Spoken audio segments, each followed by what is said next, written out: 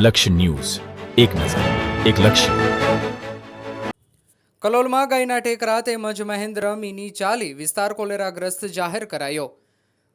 કલોલમાં cholera ફાટી નીકળ્યા બાદ હજુ પણ કોલેરાના કેસો સામે આવી રહ્યા છે. અગાઉ પણ કલોલમાં કોલેરા ફાટી નીકળ્યો હતો. દરમિયાન ગઈકાલે પણ કોલેરાના પોઝિટિવ કેસો સામે આવતા કલેક્ટર દ્વારા એક જાહેરનામું બહાર પાડીને જે સ્થળથી કોલેરાના પોઝિટિવ કેસ મળી આવ્યા છે તેવા ગાયોના ટેકરા અને મહેન્દ્ર મિલની ચાલી આસપાસના 2 કિલોમીટરનો વિસ્તાર કોલેરાગ્રસ્ત જાહેર કરવામાં આવ્યો છે.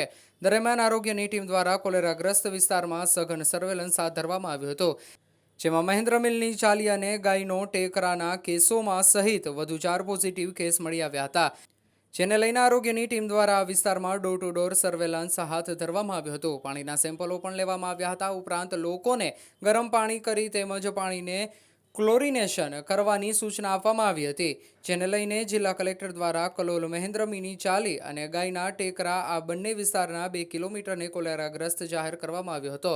તેમજ કોલેરાના રોગચાળાના પગલે જિલ્લા કલેક્ટર કલોલ દોડી આવ્યા હતા, જ્યાં તેઓએ સિવિલ હોસ્પિટલમાં દાખલ દર્દીની પૂછતાછ કરી હતી, જેમાં દર્દીને પૂછતા દર્દીએ પાણીપુરી ખાધી હોવાનું જાણ કરતા જિલ્લા કલેક્ટર દ્વારા કલોલમાં પાણીપુરીની લારીઓ તુરંત જ બંધ કરવા અધિકારીઓને સૂચના આપવામાં આવી હતી.